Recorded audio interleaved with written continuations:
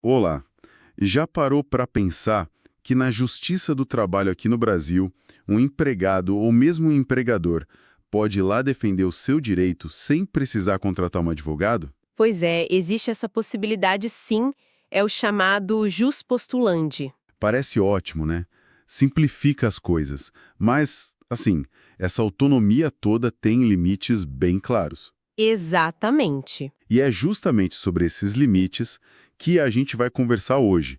Vamos fundo no que é esse jus postulandi e, principalmente, como é que a súmula 425 do TST, o Tribunal Superior do Trabalho, entra nessa história. Uhum. Ela meio que desenha uma linha, sabe?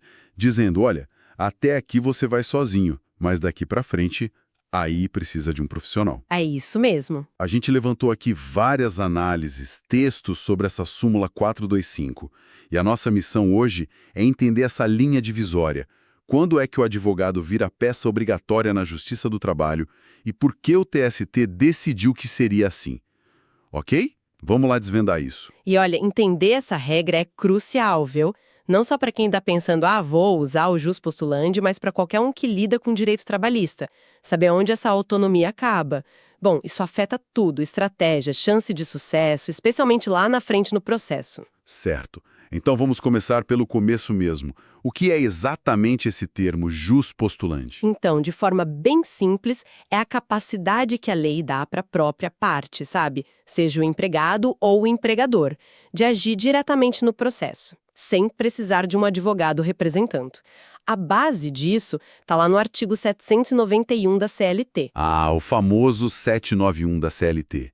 E o que ele diz na prática? O texto é bem direto ao ponto. Os empregados e os empregadores poderão reclamar pessoalmente perante a Justiça do Trabalho e acompanhar as suas reclamações até o termo final. Entendi. A ideia original, lá atrás, quando criaram a Justiça do Trabalho, era mesmo facilitar o acesso, né? Principalmente para o trabalhador, que historicamente é a parte mais fraca, o hipossuficiente. A intenção era tornar a busca por direitos menos burocrática, talvez mais barata, pelo menos no início. Uma intenção super válida, sem dúvida. Mas imagino que na prática, com os processos ficando mais complexos, isso deve ter gerado alguns desafios, né? Como é que uma pessoa leiga ia lidar com um recurso super técnico lá nos tribunais superiores? Exatamente aí que está o ponto. O TST percebeu essa dificuldade. Os processos evoluíram, as discussões jurídicas ficaram, digamos, mais sofisticadas. Manter o jus postulandi sem limite nenhum poderia acabar prejudicando a própria pessoa que ele queria ajudar, sabe? Por falta de conhecimento técnico em horas H. Faz sentido. Foi nesse cenário que surgiu a súmula 425. Importante dizer, ela não acabou com o jus postulandi. Ela veio para regulamentar, para delimitar o alcance dele. Então a súmula funciona como um guia prático para o artigo 791. Qual é o texto exato dela? O texto oficial da súmula 425 diz o seguinte: jus postulandi na Justiça do Trabalho. Alcance. O jus postulandi das partes, estabelecido no artigo 791 da CLT, limita-se às varas do trabalho e aos tribunais regionais do trabalho, não alcançando ação rescisória, ação cautelar, o mandado de segurança e os recursos de competência do Tribunal Superior do Trabalho. Entendido. Basicamente ela separa as águas, né? Diz onde pode ir sem advogado e onde não pode mais. Vamos mapear isso então. Onde é que as partes podem atuar sozinhas, segundo a súmula? Bom, a súmula confirma que o jus postulandi vale na primeira instância, que são as varas do trabalho. Ali a pessoa pode, por exemplo, fazer a petição inicial, que é a reclamação trabalhista. Certo, começar o processo. Isso. Pode ir nas audiências, falar, apresentar a defesa escrita, que a gente chama de contestação, e até mesmo questionar pontos da sentença do juiz, usando os embargos de declaração. E na segunda instância, nos tribunais regionais do trabalho, os TRTs, isso continua valendo? Continua, mas já com algumas especificidades. Nos TRTs, a parte ainda pode atuar sem advogado para algumas coisas bem importantes, sim. Por exemplo, pode entrar com o recurso ordinário, o RO, que é o recurso principal contra a sentença da vara. Ah, o RO ainda pode. Interessante. Pode. E também pode apresentar as contrarrazões, ou seja, responder ao recurso que a outra parte fez. E, de novo, usar os embargos de declaração para pedir algum esclarecimento sobre a decisão do próprio TRT, o acórdão. Ok. Até aqui, então, parece que a lógica é permitir que a discussão principal sobre os fatos, sabe, o que aconteceu, as provas, a briga por horas extras, verbas rescisórias, que isso possa ser feito diretamente pela parte. Exatamente essa a ideia. Nessas fases, varas e TRTs, que a gente chama de instâncias ordinárias, o foco é muito em cima dos fatos, das provas e aplicar o direito ali naquela situação concreta. Mas aí, a súmula 425 marca o ponto de virada. E aqui a gente chega no coração da súmula, onde o jus postulandi para e o advogado se torna obrigatório. É aí que a coisa fica mais técnica, imagino. Quais são essas situações onde não dá mais para ir sozinho? Basicamente, a gente pode dividir em duas grandes categorias. A primeira, e talvez a que mais aparece no dia a dia, são os recursos que vão para o TST, para o Tribunal Superior do Trabalho. Ah, para o TST. Isso. Mesmo que você protocole o recurso lá no TRT, se o destino final dele, a competência para julgar, for do TST, aí precisa de advogado. O exemplo clássico disso é o recurso de revista, o famoso RR. O RR. Então, para levar a discussão para o TST via recurso de revista, esquece ir sozinho. Não dá. E a mesma coisa vale para o agravo de instrumento em recurso de revista, o AIRR, que é aquela ferramenta para tentar fazer um RR subir para o TST quando o TRT barrou ele. Entendi. O destrancador do RR. Exatamente. Se o RR precisa de advogado, o recurso para tentar destrancar ele também precisa. E ainda tem os embargos de divergência, que são recursos lá dentro do próprio TST para uniformizar entendimentos. Tudo isso é considerado matéria de altíssima complexidade jurídica. Faz sentido. Se a discussão vai para o topo da pirâmide da justiça do trabalho, o nível da conversa muda mesmo. E qual é a segunda categoria de situações que exigem advogado? A segunda são algumas ações específicas, que pela própria natureza delas já são consideradas tão complexas que exigem advogado desde o começo. Não importa em que instância você entre com elas. A súmula cita 3. Ação rescisória. Que é para tentar anular uma decisão que já acabou, né? A coisa julgada. Isso, algo bem técnico. Depois, o mandado de segurança para proteger um direito líquido e certo contra um ato de autoridade, tipo um ato de um juiz, e a ação cautelar. Mas sobre a ação cautelar, o Código de Processo Civil mudou, né? Hoje se fala mais em tutelas provisórias. Como que a súmula lida com isso? Ela foi atualizada? Ótima pergunta. O TST, é interessante notar, manteve o texto original da súmula mesmo depois do novo CPC. O entendimento que prevalece é que essa exigência de advogado vale para qualquer medida autônoma, sabe? Com essa natureza de garantir o resultado do processo principal, uma natureza cautelar. Mesmo que hoje a gente use outro nome, tipo tutela cautelar antecedente, se for uma ação separada com esse objetivo de garantia, a súmula 425 continua valendo, precisa de advogado. Ok, então tá claro. Varas e TRTs para discutir fatos e direitos mais básicos, jus postulandi permitido. TST e essas ações complexas, rescisória, mandado de segurança cautelar, aí sim, advogado obrigatório. Mas, assim, qual é a filosofia por trás disso? Porque o TST traçou essa linha exatamente aí. Os postulantes lá do artigo 791 cumpre bem o seu papel histórico de facilitar o acesso para discutir o direito em si, o que aconteceu, o que é devido.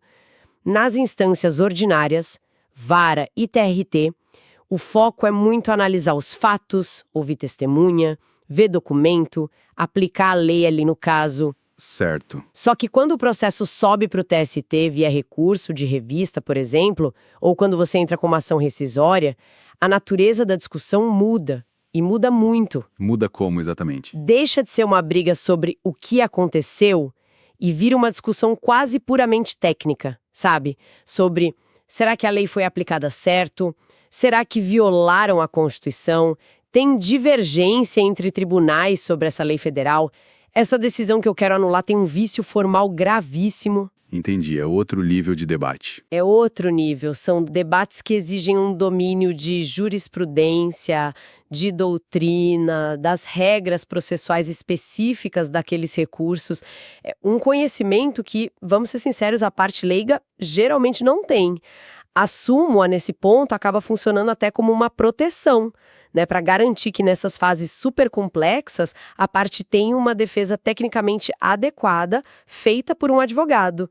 Isso aumenta a chance de sucesso e evita que um direito se perca por um erro formal bobo. Entendido. É uma questão de usar a ferramenta certa para cada tipo de batalha, digamos assim. E falando em regras, e as leis mais recentes? A reforma trabalhista de 2017 mexeu nisso tudo? Essa é uma dúvida muito comum e é importante esclarecer. A Lei 13.467, a reforma trabalhista, não acabou com o jus postulandi. O artigo 791 da CLT continua valendo. E a súmula 425, que interpreta ele, também continua firme e forte. A estrutura que a gente descreveu aqui: jus postulandi nas varas de TRTs, advogado obrigatório para o TST e para essas ações complexas. Tudo isso continua igualzinho. Ah, bom saber. Mas a reforma trouxe uma outra coisa que aí sim botou fogo na discussão sobre o jus postulandi, que são os honorários de sucumbência, né? Aquela regra do artigo 791-A da CLT. Quem perde paga honorários para o advogado de quem ganha. Como que isso conversa com a ideia de ir para a justiça sem advogado? Aqui a coisa fica bem interessante. Com certeza, é aqui que o debate esquenta mais hoje em dia. Vamos analisar os dois cenários principais, olhando para o que o TST tem decidido majoritariamente, tá?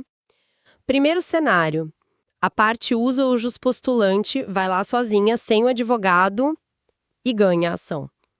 Ela tem direito de receber os honorários de sucumbência da outra parte, que perdeu? E aí, recebe ou não recebe? A posição dominante no TST é que não recebe. Mas por que não? A lei não diz que o vencido paga? Diz, mas a justificativa do TST vai buscar lá no Estatuto da OAB, a Lei 8.906.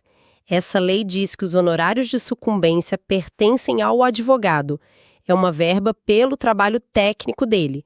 Se a parte ganhou usando o jus postulandi, ela optou por não ter advogado, então não teve esse trabalho técnico advocatício para ser remunerado por essa verba específica.